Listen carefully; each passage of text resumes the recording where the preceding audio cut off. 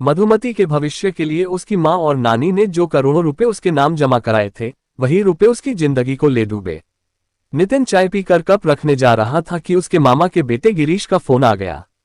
उसने कप मेज पर रखकर फोन रिसीव किया तो दूसरी ओर से गिरीश ने कहा, मैं अपनी इमारत के नीचे खड़ा हूँ। नमस्कार दोस्तों, मैं विशाल ठाकरे आपका अपने इस परिवार में स्वागत करता हूं और उम्मीद करता हूं कि आप सब लोग स्वस्थ होंगे, सुरक्षित होंगे। दोस्तों, कहानी शुरू करें उससे पहले अगर आप अपने इस परिवार में नए हैं या अभी तक अपने चैनल को सब्सक्राइब नहीं किया है तो सबसे पहले मेरी रिक्वेस्ट है कि आप चैनल को सब्सक्राइब कर लें और बेल आइकन प्रेस करना ना भूलें आगे आने वाली वीडियो की नोटिफिकेशन के लिए। साथ ही साथ दोस्तों, कहानी में लास्ट तक बने रहे और कहानी के बारे में आपकी क्या राय है कमेंट करके जरूर बताएं। इसके साथ ही चैनल पर एक नया कंटेंट शुरू कर रहा हूं, इसमें आपके जो भी कमेंट होंगे उनका जवाब वीडियो के लास्ट में जरूर दिया जाएगा, तो दोस्तों कमेंट जरूर करें। क्योंकि मेरा अभी यह चैनल नया है इसलिए मुझे आपके सहयोग की बहुत ज्यादा जरूरत है, कृपया अपना सहयोग बनाए रखें। तो चलिए दोस्तों, अब आपका समय नहीं लेते और जानते हैं आज की क्राइम की कहानी।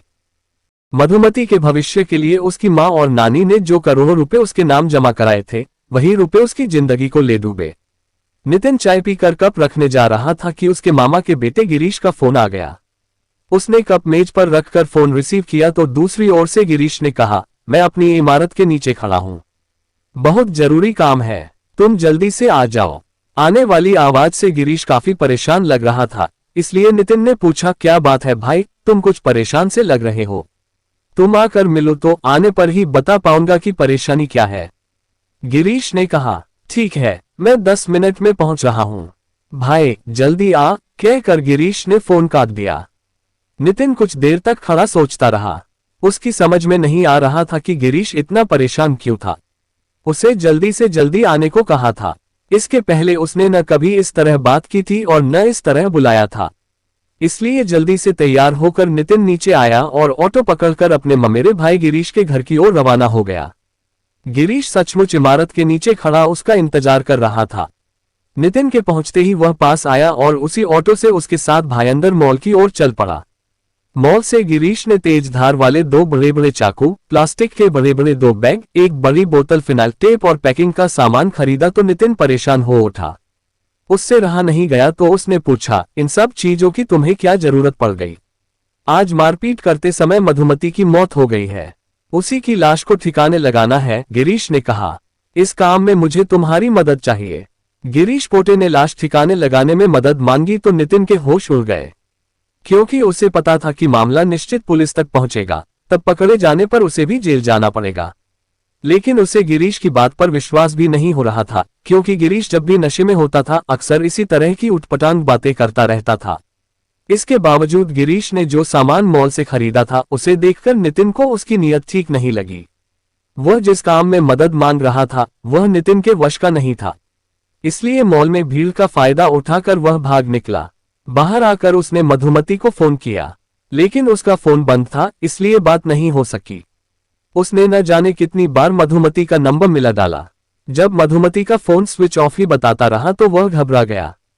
काफी प्रयास के बाद भी मधुमती से संपर्क नहीं हो सका तो नितिन ने गिरीश के पिता यानी अपने मामा श्रीरंग पोटे को फोन किया। उन्हें पूरी बात बताकर जब उसने अपनी आशंका बताई तो श्रीरंग पोटे की हालत खराब हो गई। उनका बेटा गिरीश ऐसा भी कुछ कर सकता है, इस बात की उन्हें जरा भी आशंका नहीं थी। लेकिन नितिन ने जो बताया था उसे भी एकदम से नकारा नहीं जा सकता था। वह तुरंत भायंदर के लिए निकल पड़े। भायंदर पहुंचने में उन्हें आधा घंटा लगा। वह गिरीश के फ्लैट पर पहुंचे तो फ्लैट अंदर से बंद था। बार बार डोरबेल बजाने और दरवाजा खटखटाने पर भी जब दरवाजा नहीं खुला तो उनका कलेजा मुंह को आ गया। वह अपना सिर थामकर बैठ गए। श्रीरंग को नितिन की आशंका सच नजर आने लगी। उनका मन किसी अनहोनी से कांप उठा। इसकी वजह यह थी कि उन दिनों गिरीश और मधुमती का रिश्ता काफी नाजुक मोड़ से गुजर रहा था। दोनों के बीच इतना अधिक तनाव था कि अक्सर लड़ाई झगड़े होते रहते थे। कभी भी नौबत मारपीट तक पहुंच जाती थी। ऐसे में नितिन ने जो बताया था वैसा होना असंभव नहीं था। लाख प्रयास के बाद भी जब फ्लैट का दरवाजा नहीं खुला तो श्रीरंग पोटे नितिन को साथ लेकर मुंबई से सटे जनपद थाना के उपनगर भायंदर के थाना नवाघर जा पहुंचे। उस समय ड्यूटी पर असिस्टेंट इंस्पेक्टर सतीश शिवरकर थे। उन्होंने श्रीरंग पोटे और नितिन को बैठा कर आने की वजह पूछी तो श्रीरंग पोटे और नितिन ने उनके सामने अपनी आशंका व्यक्त कर दी। किसी की जिंदगी का सवाल था, इसलिए असिस्टेंट इंस्पेक्टर सतीश शिवरकर ने दोनों की आशंका को गंभीरता से लिया और सच्चाई का पता लगाने के लिए तत्काल हेड कांस्टेबल मोहन परकाले, आनंद मिक्कारे को लेकर गिरीश के फ्लैट पर जा पहुंचे। फ्लैट अभी भी उसी तरह बंद था। पुलिस ने भी फ्लैट को खुलवाने की कोशिश की, लेकिन जब दरवाजा नहीं खुला तो आस पड़ोस के कुछ लोगों को बुलाकर फ्लैट का दरवाजा तोड़ दिया गया। दरवाजा खुला तो श्रीरंग पोटे और नितिन ने जो आशंका व्यक्त की थी वह सच निकली। फ्लैट के अंदर की स्थिति देखकर सभी स्तब्ध रह गए। मामला गंभीर था, इसलिए असिस्टेंट इंस्पेक्टर सतीश शिवरकर ने इसकी सूचना तुरंत सीनियर इंस्पेक्टर दिनकर पिंगले और पुलिस कंट्रोल रूम को दे दी। सूचना मिलने के थोड़ी देर बाद ही सीनियर इंस्पेक्टर दिनकर पिंगले भी घटनास्थल पर पहुंच गए। उन्हीं के साथ थाना जनपद के जॉइंट सीपी अनिल कुम्हारे और एसीपी संग्राम सिंह भी पहुंच गए थे। फ्लैट के अंदर का मंजर बड़ा ही भयानक था। कमरे में रखी वॉशिंग मशीन के ऊपर खून से सने हुए दोनों चाकू रखे थे, जिन्हें गिरीश ने नितिन के सामने भयंदर मॉल से खरीदे थे। गिरीश पोटे ने उन्हीं चाकुओं से अपनी पत्नी मधुमती के शरीर के कई टुकड़े किए थे। उनसे बदबू न आए इसलिए उन्हें उठाकर फ्रिज में रख दिया था। कुछ टुकड़ों को उसने पार्सल की तरह पैक करके बेडरूम में पड़े पलंग के नीचे छिपा दिया था। कमरे के फर्श को फिनाइल डालकर साफ करने की कोशिश की गई थी।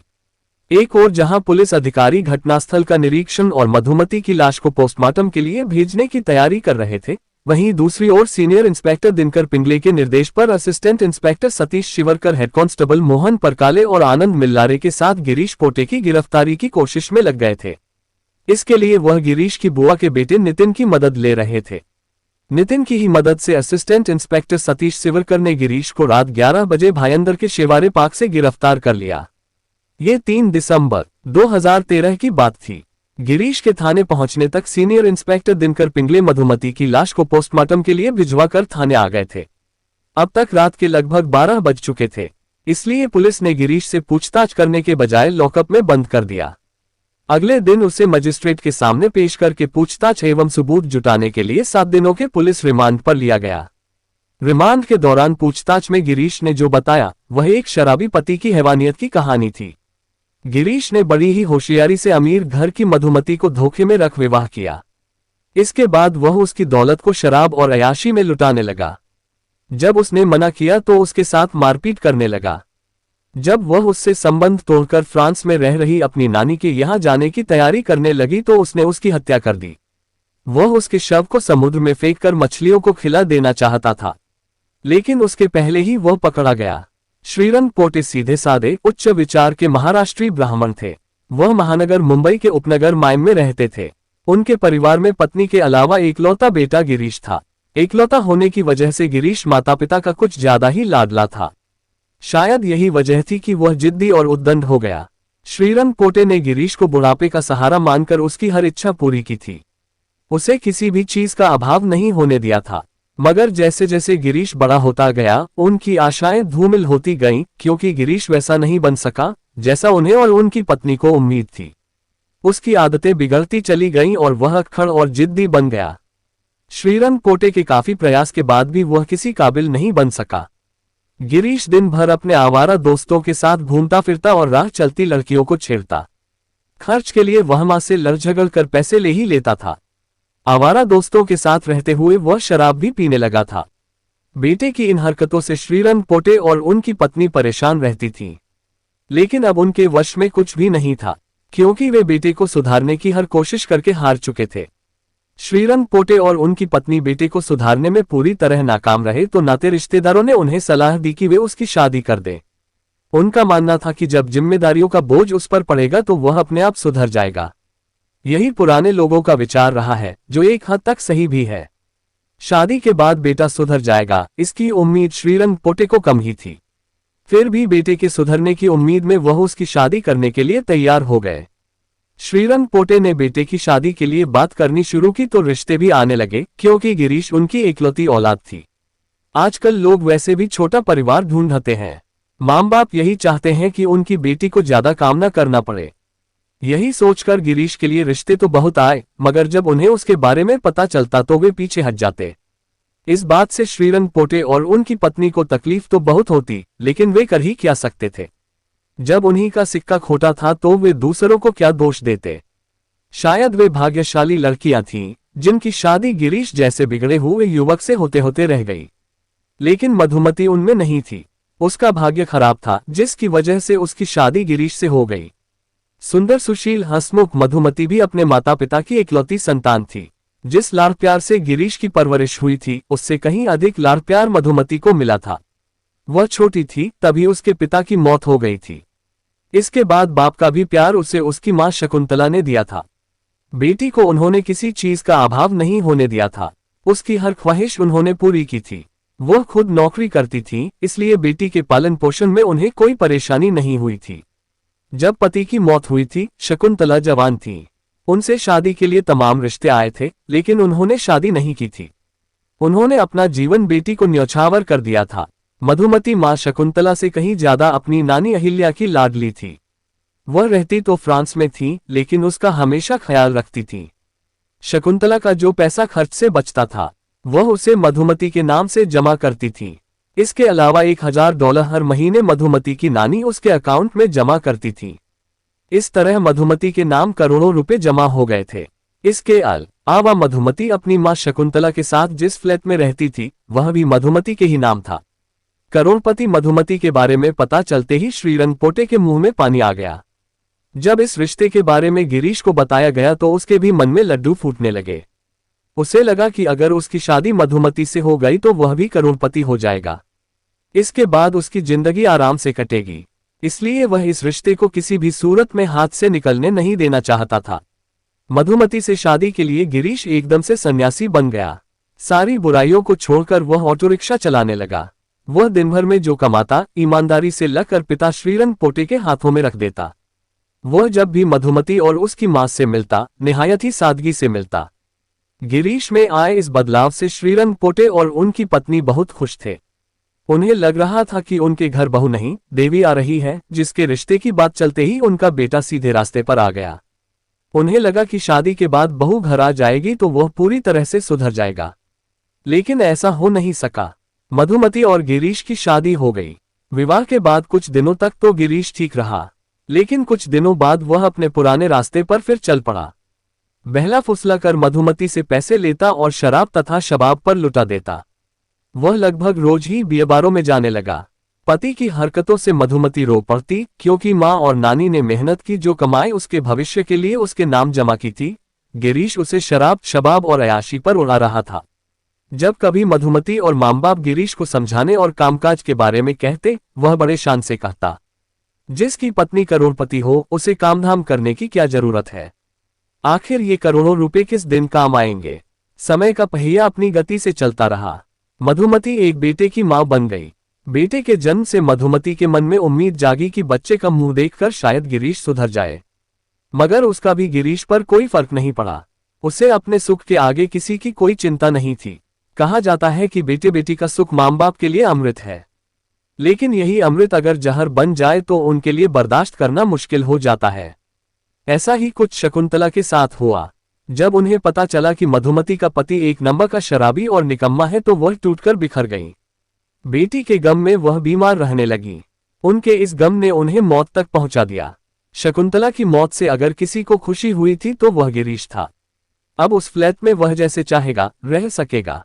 मां की मौत के बाद मधुमती बेटे के साथ अपने फ्लैट में रहने आ गई। फ्लैट में आते ही गिरीश उसे बेचने के चक्कर में रहने लगा। वह उस फ्लैट को बेचकर उसका सारा पैसा अयाशी में उड़ा देना चाहता था। इसके लिए वह शातिर चाल भी चलने लगा। मधुमती से शादी करते समय जिस तरह वह संत बन गया था, फ्लैट बिकवाने के लिए भी उसी तरह एक बार फिर संत बन गया। मधुमती और बेटे से खूब प्यार करने लगा। मधुमती के दिल में एक अच्छे आदमी की इमेज बनाने के लिए वह नौकरी भी ढूंढने लगा। जब गिरीश को लगा कि मधुमती उस पर विश्वास करने लगी है, तब उसने अपनी नायाब चाल चली। मजे की बात, मधुमती उसमें फंस भी गई। भोली भाली मधुमती को विश्वास में लेकर उसने बिजनेस की योजना बनाई और उसमें 50 लाख रुपए लगाने की बात की। इसके बाद मधुमती का फ्लैट 43 लाख रुपए में बेचकर सारा पैसा अपने नाम जमा करा लिया और रहने के लिए भायंदर के नक्षत्र टावर के 14वीं मंजिल पर एक फ्लैट किराए पर ले लिया। जैसे ही फ्लैट का पैसा गिरीश के पास आया, वह एकदम से बदल गया। उसके पास लाखों रुपए आ गए थे, इसलिए वह लखपतियों की तरह ठाठ से रहने लगा। वह बियर बारों में जाकर अपने ऊपर तो शराब शबाब पर पैसे लुटाता ही था, अपने साथ दोस्तों को भी ले जाता था। उनका खर्च भी वह स्वयं ही उठाता था। मधुमती जब भी उसे रोकने की कोशिश करती, उससे लड़ाई झगड़ा ही नहीं करता बल्कि उसे मारता पीटता भी। उसे कतई पसंद नहीं था कि वह उसकी मौजमस्ती में दखल दे।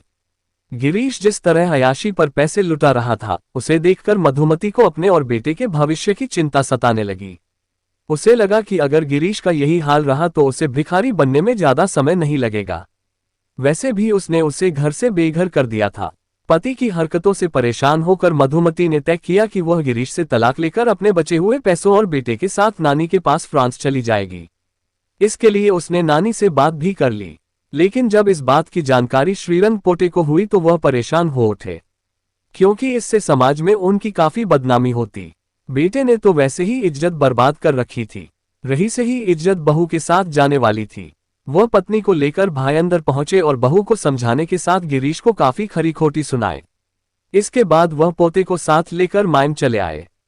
पिता की डांट फटकार और मधुमती के फैसले के बारे में जानकर गिरीश का पारा आसमान पर जा पहुंचा। वह ये कतई नहीं चाहता था कि मधुमती उसे छोड़कर फ्रांस चली जाए, क्योंकि उसके जाते ही वह भिखारी बन जाता। अब इसी बात को लेकर गिरीश अक्सर मधुमती से लड़ाई झगड़ा और मारपीट करने लगा। 3 दिसंबर को भी पैसों को लेकर गिरीश और मधुमती के बीच कहासुनी शुरू हुई तो बात मारपीट तक पहुंच गई।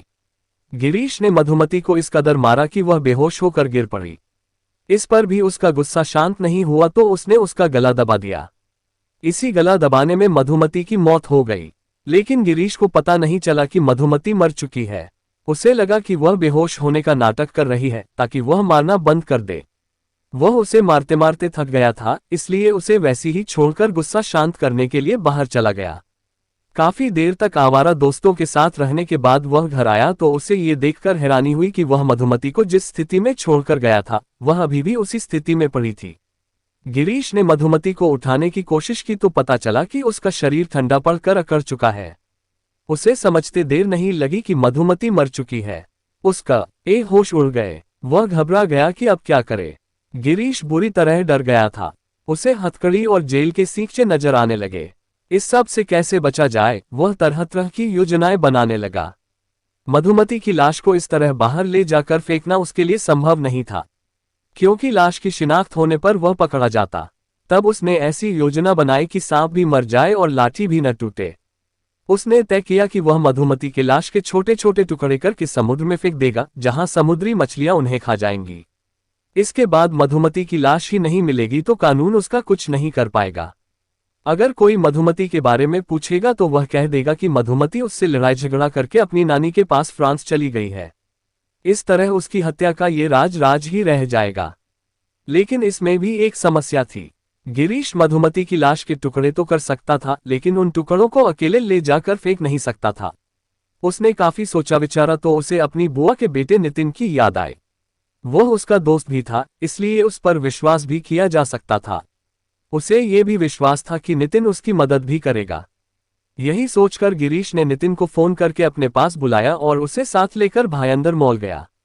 लेकिन जब गिरीश ने नितिन को सच्चाई बताई तो उसे लगा कि अगर उसने गिरीश की मदद की तो उसके साथ उसे भी जेल जाना होगा। इसलिए वह चुपके से वहां से खिसक गया। इसके बाद उसी की वजह से यह मामला पुलिस तक जा पहुंचा। नितिन के चले जाने के बाद गिरीश अपने फ्लैट पर पहुंचा और मधुमती की लाश के कई टुकड़े किए। फ्लैट में दुर्गंध न फैले, इसके लिए उसने उन टुकड़ों की अच्छी तरह पैकिंग करके कुछ टुकड़े फ्रिज में रख दिए तो कुछ कमरे में बेड के नीचे छिपा दिए। मौका देखकर वह उन्हें ले जाकर फेंक देता, लेकिन उसे इसका मौका ही नहीं मिला, क्योंकि मदद के बहाने नितिन ने फोन करके उसे बुलाया तो वह शिवारे पार्क में आ गया, जहां से पुलिस ने उसे पकड़ लिया। पूछताछ के बाद पुलिस ने गिरीश को अदालत में पेश किया, जहां से उसे जेल भेज दिया गया। कथा लिखे जाने तक गिरीश जेल में बंद था। दोस्तों, कहानी को लास्ट तक सुनने के लिए आपका तहे दिल से धन्यवाद। उम्मीद है कि कहानी में कुछ भी ऐसा नहीं होगा जो आपको अटपटा लगा हो। कहानी के बारे में आपकी क्या राय है कमेंट करके जरूर बताएं, क्योंकि आपके कमेंट्स मेरे लिए बहुत मायने रखते हैं। तो चलिए दोस्तों, मिलते हैं फिर कल एक नई क्राइम की सच्ची कहानी के साथ। तब तक के लिए अपना ख्याल रखें। जय हिंद दोस्तों, जय भारत।